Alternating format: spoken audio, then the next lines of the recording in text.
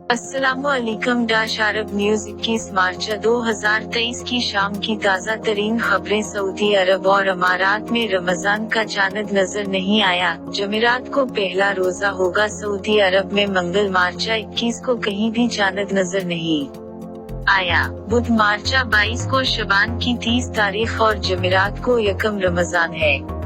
आजल और सबक के मुताबिक रियाज रीजन में हवता सदीर और तमीर रसद गाहों ने ऐलान किया कि मंगल को चांद नजर नहीं आया। इलावा अजीम मुत्तहिदा अरब अमारात में कमेटी ने ऐलान किया है कि मंगल मार्च 21 को रमजान का चांद नजर नहीं आया। जमेरात मार्च 23 को पहला रोजा होगा।